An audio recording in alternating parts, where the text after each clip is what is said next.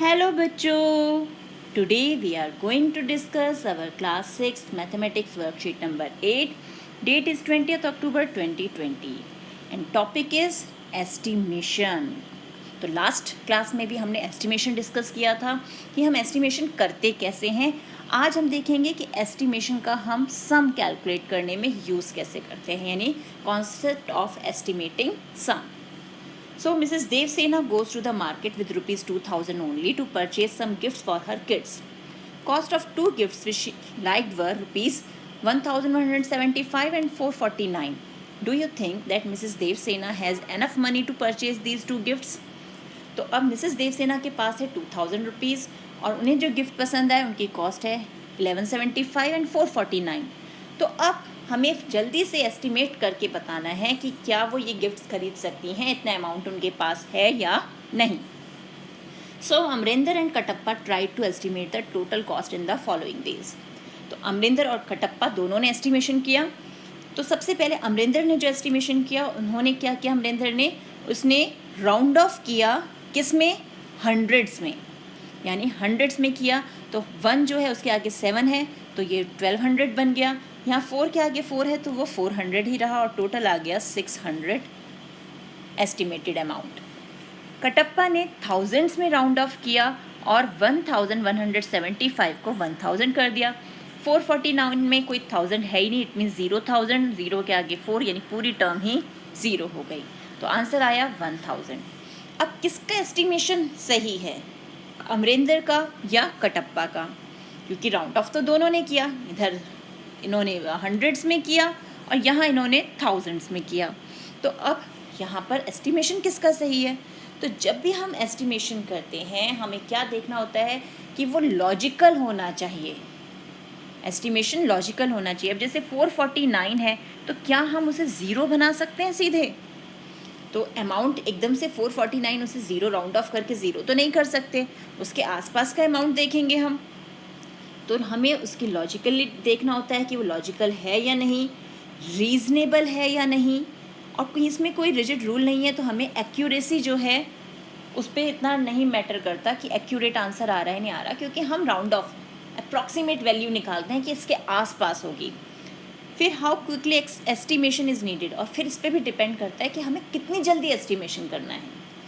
So therefore we may conclude that estimation done by Amrendra is more accurately estimated as this is more reasonable and more logical. अब देखते हैं estimating sum कि हम sum जो है totals जो हैं उनको estimate कैसे कर सकते हैं. अब ये है हमारे पास नंबर 18,891 और ये 4,201. तो 1000 तक मैक्सिमम जा रहे हैं तो हम इसका राउंड ऑफ 1000 में ही करेंगे. तो ये भी 1000 पे है, 8 के आगे 8, इट मीन्स ये हो गया 9 तो 19,000. 4 के आगे 2 तो 4 ही रहेगा, इट मीन्स 4000. टोटल आ गया 23,000. Here 429 and 8,691. तो हंड्रेड्स में ही मैक्सिमम वैल्यू गई है तो हंड्रेड्स का ही हम एस्टिमेशन करेंगे. 4 के आगे 2 इट मीन्स 400. 6 के आगे 9 यानी 6 बन गया 7, 8700. और राउंड ऑफ एस्टिमेटेड सम आ गया 9100. अब इसी तरह हम डिफरेंस को भी एस्टिमेट कर सकते हैं. जैसे 9,876 एंड 6,789, दोनों में थाउजेंड्स है तो हम थाउजेंड्स में इसका एस्टिमेशन करें. 9 के आगे 8 इट मीन्स ये बन गया 10. 6 के आगे 7 इट मीन्स ये बन गया 7. तो एस्टिमेटेड डिफरेंस इज 3,000.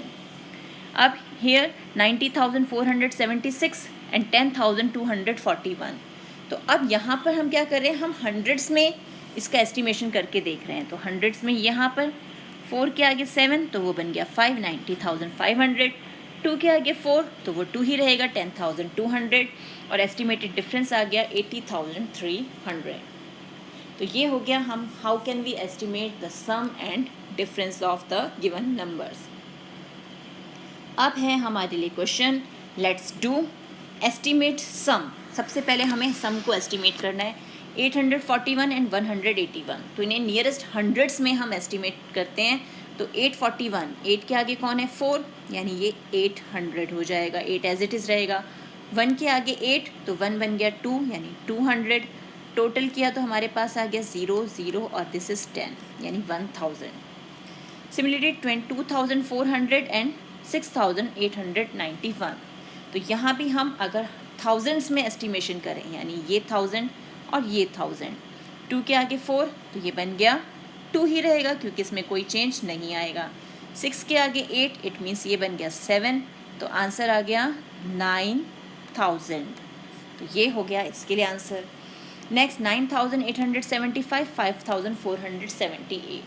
तो यहाँ भी हम थाउजेंड्स में एस्टिमेशन करें, 9 के आगे 8 तो ये बन गया 10,000, 5 के आगे 4 तो 5 एज इट इज़ यानी 5000। तो नियरेस्ट क्या आ गया इसका estimated amount 15,000। Similarly we can do the same method for difference, estimating the difference. 8299 and 5000, तो थाउजेंड्स में इसका करते हैं एस्टिमेशन। तो ये बन गया 1000, 8 के आगे 2 यानी 8000 ही रहेगा, और 5000 तो एज इट इज़ है ही हमारे पास, तो आंसर आ गया 3000। Next is 9991, 5421। तो 9 के आगे 9 तो ये बन गया 10,000, 5 के आगे 4 तो ये रह गया 5000, आंसर इज 5000। This is 2541, 524। तो यहाँ पे हंड्रेड्स मैक्सिमम गया, तो हंड्रेड्स में ही हम इसका एस्टिमेशन करते हैं। तो यहाँ 5 के आगे 4 यानी कोई चेंज नहीं, तो 2500, 5 के आगे 2 यानी फिर कोई चेंज नहीं, यानी 500 माइनस किया तो हमें मिल गया 2000। तो इसी टाइप के और क्वेश्चंस की प्रैक्टिस कीजिए अपनी एनसीईआरटी बुक से। मिलते हैं एक और वीडियो में, तब तक keep practising and enjoy math.